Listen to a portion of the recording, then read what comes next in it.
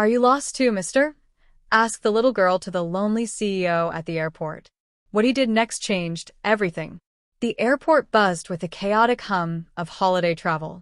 It was December 24th, and every terminal overflowed with passengers eager to get home for Christmas. The loudspeaker overhead crackled every few minutes, announcing delays and gate changes in a monotone voice, barely audible over the crowd. People rushed past each other, dragging luggage, juggling coffee cups, checking their phones. Graham Walketch sat still amid the noise. He occupied a seat near a large window tucked in a quieter corner of Terminal C, far from the hustle of the central hall. Outside, planes were grounded and snowflakes danced in swirling gusts across the tarmac. A delay notice blinked across the screen above his gate. Flight 471 delayed until further notice. Graham didn't react. His black wool coat lay draped over the back of his chair, a leather briefcase rested by his polished shoes, and beside it incongruously sat a small worn teddy bear. The bear didn't match the man. Graham was the image of control. Tailored suit, silver watch, sleek haircut. But the teddy bear was clearly old. Its stitching had come loose in one ear and one button eye was slightly off-center. He held it gently, not like an executive clinging to a meaningless object, but like a father remembering a child. It was a birthday gift, one that never reached her. His expression remained unreadable, but his eyes, tired, dark, distant, told a different story. They weren't fixed on anything in particular. Not the screens, not the people, just somewhere else. Maybe 5 years ago, maybe further. Suddenly, a tug on his sleeve. Graham blinked, startled. He turned. Standing before him was a little girl no older than 5. Her cheeks were flushed pink from the cold. Her soft brown curls peeked out from under a knit hat shaped like a cat. She clutched a tiny backpack to her chest, its zipper slightly open, revealing the edge of a storybook inside. She tilted her head and asked earnestly, "Are you lost too, mister? I can help you find your mommy."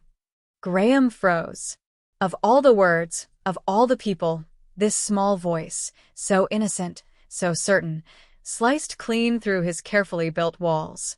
He opened his mouth to say, "I'm not lost." But the words never came. He looked into her eyes, wide, round, filled with light. There was no fear in them, just kindness, something brave, and something he hadn't seen in a long time. Belief. So instead, he asked softly, "Are you lost?" The little girl nodded, but her smile didn't falter. "Mommy was here, but then I saw the candy shop. And when I turned back, she was gone. But it's okay. I'm looking for her. Want to come?" Graham hesitated. Everything logical told him this was someone else's child. Someone was probably already searching. He should alert airport staff, get security, follow protocol. But he didn't move. This girl, this tiny stranger, had reached into his silence and pulled something to the surface, something he thought he had buried for good. He stood up slowly, towering over her, but she didn't step back. She simply extended her mitten-covered hand. He looked at her hand, then at the bear on the chair, then back at her, and he nodded. "Let's find her together." She grinned like she had just won a prize. Okay. She slipped her hand into his completely trusting and began leading him away from the window. They walked past security checkpoints, food courts, and souvenir shops. He said nothing, just followed her steady pace. Her tiny fingers wrapped around his. She chatted as they moved about candy canes and how her mommy always sang songs when she was scared. Graham listened. Really listened. For the first time in a long while. A few people glanced at them as they passed. Some smiled. Some did a double take. A tall man in a black suit walking hand in hand with a little girl in a cat hat. To the world they looked like father and daughter. But to Graham it was something else entirely. For the first time in years, he wasn't thinking about meetings or deadlines. He wasn't sitting in grief. He wasn't hiding from Christmas. He was walking, moving forward.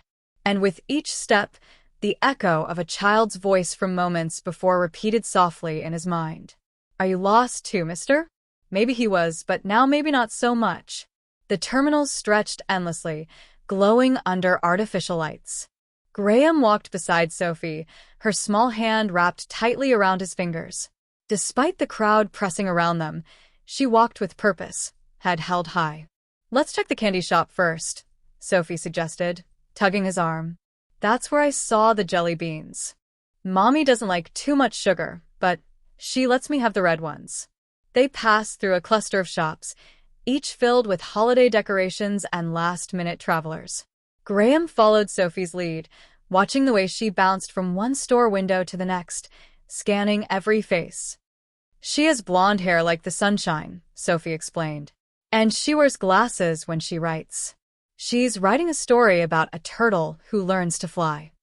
Graham raised an eyebrow. "A turtle who flies?"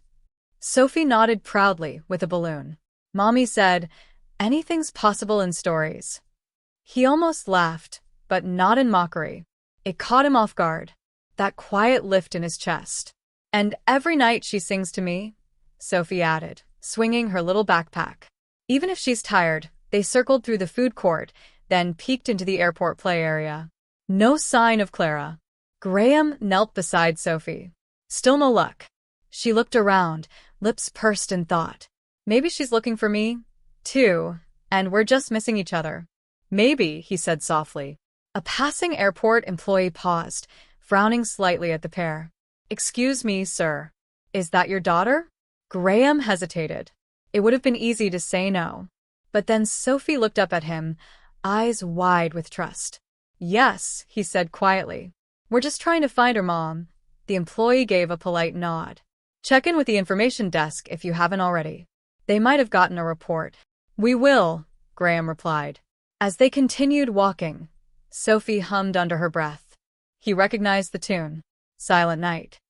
Her version was off-key, but sweet, just like a child should be. "You're not scared?" he asked suddenly. Sophie shook her head. "Not really. Mommy always says if you're lost, stay kind.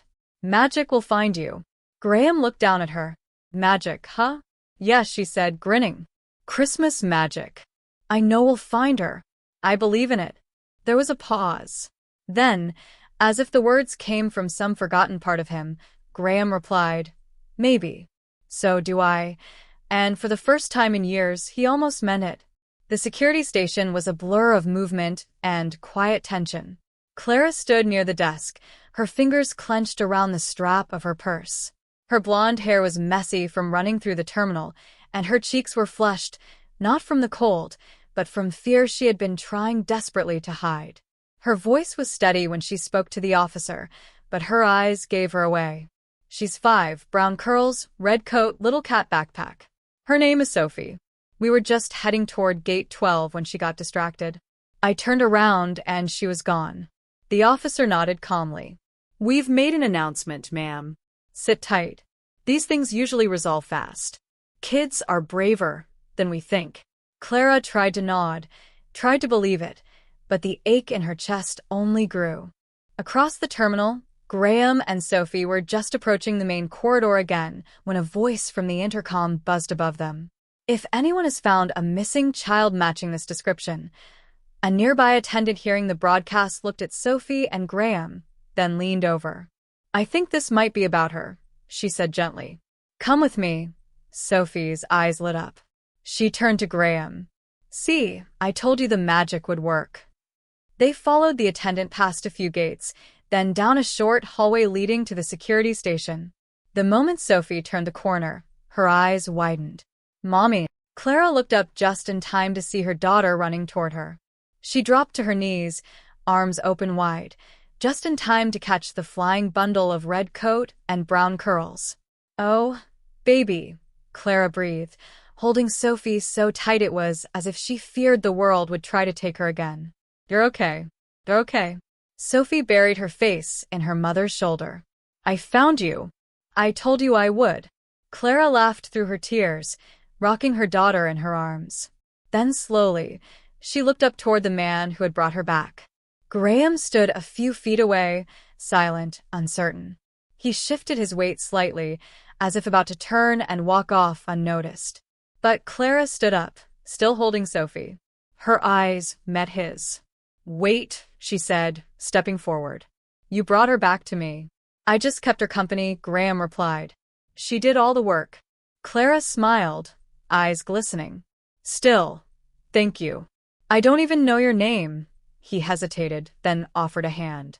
Graham, she took it. Her grip was warm. Clara. For a moment, the world around them faded. The noise of the airport, the shuffling of passengers, even the low murmur of announcements. There was just the three of them. A little girl safe in her mother's arms, a man who had not smiled in years, and a woman who had held on through hope alone. As Clara stepped back, she noticed something in Sophie's hands. Nestled between her fingers was a worn, plush teddy bear. Clara's brows lifted. Where did you get that, sweetheart? Sophie turned the bear gently. It was in his bag. He said nothing about it, but it looked lonely. Clara looked back at Graham. He paused, then offered the faintest smile. It used to belong to someone important. Clara didn't ask more. She didn't need to. And somehow, in that quiet understanding, something unspoken passed between them. The storm outside had grounded more flights. The airport buzzed with tension as people rushed for updates, stood in long lines or sprawled across chairs trying to get comfortable. Overhead, another announcement echoed. Flight 674 to Denver has been delayed. Next update in 2 hours. Clara glanced up at the board, her hand resting gently on Sophie's back. Her daughter had fallen asleep in her arms. Warm now, safe, but utterly exhausted. She looked around. Most food spots were packed. A few seats were still open, but the idea of spending hours sitting on cold plastic again made her cease. Beside her, Graham checked his watch. Then, as if making a quiet decision, he turned to her. There's a small place upstairs. Quiet, warm food. Would you like to join me? Clara blinked. You don't have to. I know, he said gently, but I'd like to. You both look like you could use a break. Clara hesitated only a moment longer, then nodded. I'd like that. Thank you. The restaurant wasn't fancy, just a tucked-away cafe above the main concourse, but it was quiet with soft lighting and corner booths where the chaos of the airport faded to a distant hum. A waitress showed them to a booth near the window. Graham helped Clara settle Sophie onto the cushioned seat, folding her coat to use as a makeshift pillow. The little girl curled up instantly, her breathing soft and even. They ordered simple meals, soup, bread, hot tea, and for a while they ate in comfortable silence, interrupted only by the clinking of spoons and the occasional announcement echoing from below. Clara watched Graham as he stirred his tea. For all his polished appearance, tailored suit, sleek watch, there was something quiet and steady about him, something unexpectedly kind. She cleared her throat. I really appreciate this. We were supposed to have a short layover. I didn't plan for delays. Where are you headed? He asked. Portland, she said. New city, new start. I've got a friend who offered us a place to stay while I look for work. I write children's books at night, but mostly I waitress. It's been a stretch. Graham nodded. That's brave. Clara smiled faintly. Some days it feels brave. Most days it just feels like surviving. The waitress returned quietly with an extra mug and a fresh pot of tea. Then, to Clara's surprise, she laid a small fleece blanket over Sophie's sleeping form. I didn't order that, Clara said confused. The waitress smiled and glanced toward Graham. He did, said the little one might get cold. Clara looked at him. You didn't have to, he shrugged. It looked like she needed it. Clara stared at him for a moment, heart unexpectedly tight. Most people don't notice, she murmured. Graham met her eyes, his voice low. You're doing a good job. I hope someone's told you that lately. Clara froze. Of all the things she expected to hear from a stranger, that was not one of them. Not something so gentle, so needed, she swallowed. Not recently. Well, he said, finishing the last of his tea. Then let me be the first. For the first time, Clara didn't feel like someone being pied. She felt seen, understood. She glanced at Sophie, peacefully asleep under the soft blanket. Then she looked back at Graham. Thank you, Graham. He nodded once, his expression unreadable, but softer than before. And just like that, in the middle of a crowded airport with delays and strangers all around, something rare unfolded. Not a rescue, Not a romance, just connection. Simple, unexpected, and real. The snowstorm had stretched through the night, grounding flights and draining energy. By morning, the airport buzz had dulled into a quieter hum. Passengers were exhausted, children fussy, announcements repetitive. To ease crowding, airline staff had begun ushering travelers into designated waiting areas based on ticket class. "Mr. Locke," said an attendant, spotting Graham. "We can move you and your companions to the VIP lounge now." Graham gave a quick nod, then turned to Clara and Sophie, who stood nearby, watching as people shuffled past. Clara hesitated. "You do not have to include us." But Sophie tugged at her sleeve, eyes wide. "Can we go, Mommy?" Mr. G said, "There's hot cocoa." Graham gave her a small smile. "There's even mini marshmallows." I checked. Clara looked between them. She didn't like feeling like someone who relied on others. But this wasn't just about her. And for once, a part of her wanted to say yes. She nodded. All right. The VIP lounge was a different world. Quiet, warm, with soft lighting, cushy chairs, and a snack counter that made Sophie's eyes light up. Graham handled check-in with the staff while Clara helped Sophie with her coat. They settled into a corner by the tall windows where snow still fell in lazy spirals beyond the glass. Graham opened his laptop, answering a few emails while sipping black coffee. Clara leaned back in the plush chair, watching Sophie explore the small play corner nearby. A moment later, Sophie returned, holding a plastic checkerboard in both hands. She plopped it onto the coffee table between them. "We're playing," she announced. "Loser has to tell one real secret." Clara raised an eyebrow. "Oh boy, be careful. She always wins." Graham glanced from Clara to Sophie, then set his laptop aside. "I accept the challenge." Sophie's tongue poked from the corner of her mouth as she focused. Graham played well, but she played better. She won the first round. "Okay, Mr. G," she grinned. "Time to spill." Graham chuckled. "Rare and warm." All right. "When I was your age, I used to hide cookies under my bed, lots of them, until my mom found a whole ant colony having a feast." Clara burst out laughing, covering her mouth. Sophie giggled uncontrollably. The second game began. Clara joined. Sophie won again. Clara groaned playfully. "Oh no." She glanced at Graham, then back at Sophie. "My turn, huh?" She paused, then quietly. "I used to be afraid of flying." Sophie gasped. "But we fly all the time." Clara smiled. "I had to learn because being afraid and being stuck, they feel kind of the same." Her voice lingered in the air longer than expected. Graham watched her closely. The way she said it wasn't dramatic. It was honest, steady, and somehow it reached into the quiet part of him that had felt stuck for far too long. The next round never finished.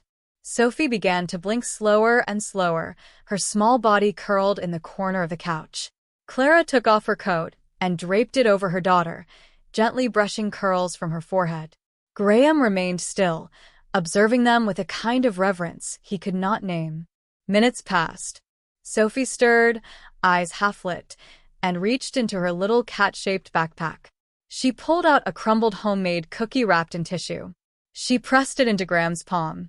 "I saved it for you," she mumbled. "Mommy says, good things should be shared." Graham stared at the broken cookie, his throat tightened. It was the first gift he had received in 5 years that came with no strings. Not business, not formality. He didn't eat it. He folded the tissue gently, placed the cookie into a small pouch inside his leather wallet. A keepsake.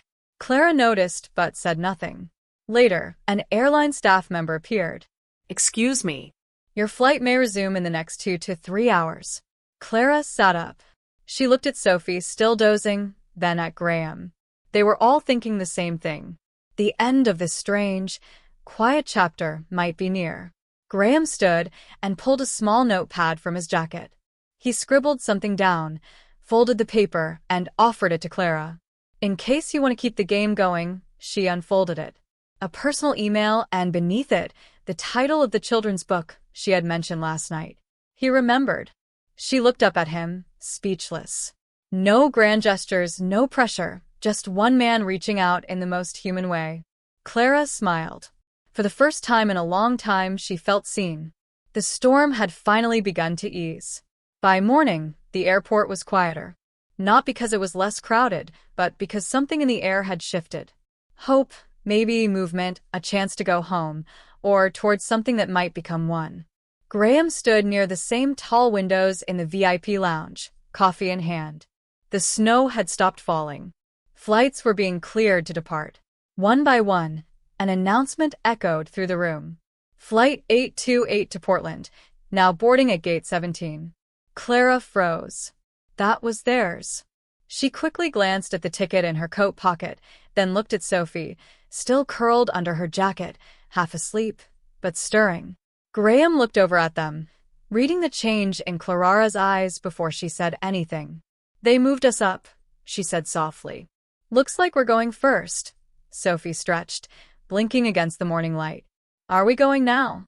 Clara nodded. She stood and helped her daughter into her coat. Her movements were calm, but there was something hesitant in them, as if each button she fastened was sealing up something unfinished. Graham remained where he was, his hands in the pockets of his coat. He didn't try to stop them. He didn't make a grand gesture, but he watched closely. Clara reached for her bag, readying to leave.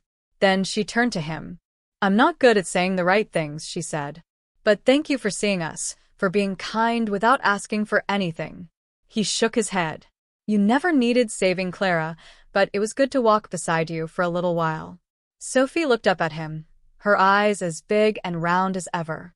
Will you be on the same flight next Christmas? She asked. Seriously? Graham smiled. But it was the kind of smile that doesn't quite reach the eyes. I'll try to be, he said gently. Then he crouched down to her level and extended his hand. Thanks for letting me play checkers, and for the cookie. Sophie beamed and gave him a big hug instead. Just like that, they were gone. The boarding area at gate 17 was crowded. Clara and Sophie found their seats and waited.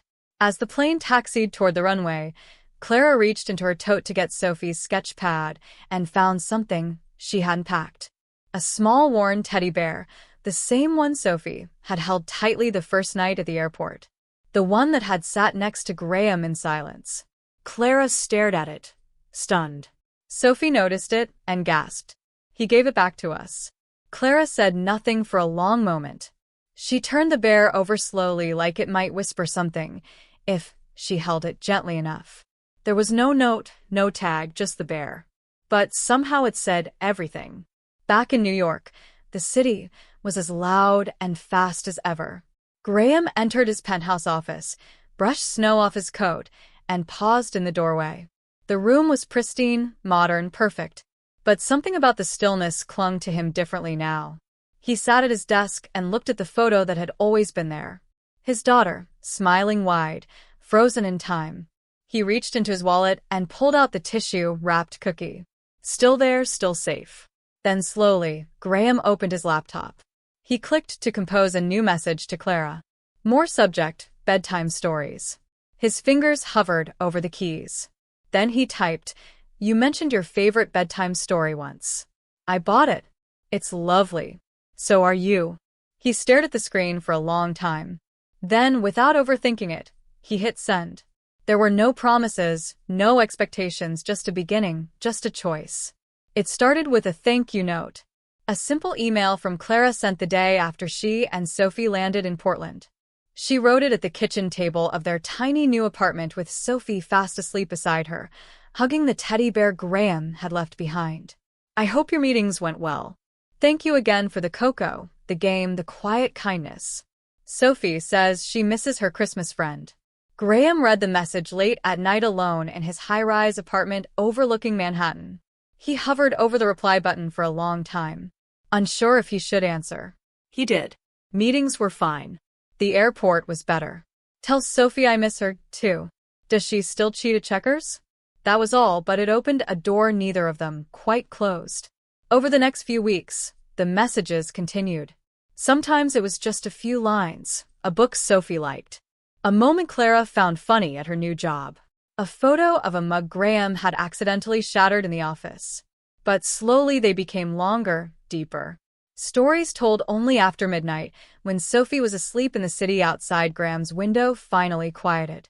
One night, Clara wrote, Sophie asked if you knew Santa personally. She insists anyone who gives cocoa and carries a bear must be friends with him. Graham replied, I do not know Santa, but I do know a brave little girl who believes in magic more than anyone I've ever met. Then one evening, Clara's email came with an attachment. This is something I've been working on. My newest story. I almost deleted it, but then I thought maybe you might want to read it. No pressure. The file was titled The Girl Who Got Lost But Found Everything. Graham opened it with the intention of skimming. He didn't stop reading until the last line. It was about a girl in an airport, a tall stranger, a bear, a cookie, and how sometimes home isn't a place, it's a hand you reach for when you're scared. There were parts that made him laugh, others that made his throat tighten. The girl in the story was Sophie, but also not. The man was him, but gentler, braver. The mother was Clara in all her quiet strength. He didn't reply that night. Instead, Graham forwarded the manuscript with no explanation to an editor he trusted in a children's publishing house. Read this, he wrote. Just read it. He didn't tell Clara. For days, the emails between them continued. Business as usual, jokes, stories. Sophie's drawings scanned and sent with titles like Mr. G and the Bear. Then 2 weeks later, Clara sat at her small kitchen table again, checking her email before dinner. She saw the subject line first. We'd love to publish your book. Her hand flew to her mouth. She read the message over and over, heart racing. The editor's note was kind, personal, warm. The book had touched them deeply. They wanted it for their winter line. The final paragraph made her freeze. We especially loved the dedication. The story feels rooted in something real, like kindness found when least expected.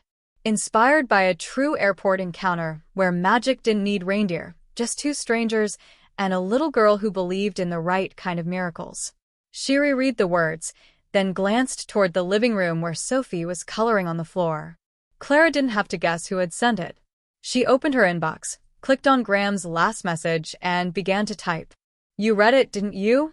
And you sent it without telling me. She paused, then added, You did not need to fix anything for me, you know. But then her fingers kept moving. Still, you reminded me that maybe, just maybe, it was okay to let someone believe in me before I believed in myself. And with that, she hit send. Across the country, as snow fell quietly over New York, Graham read her reply. He closed his laptop and leaned back in his chair, heart a little lighter.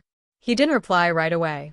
Some moments deserved silence, the kind that settles gently like snowfall before it becomes something more.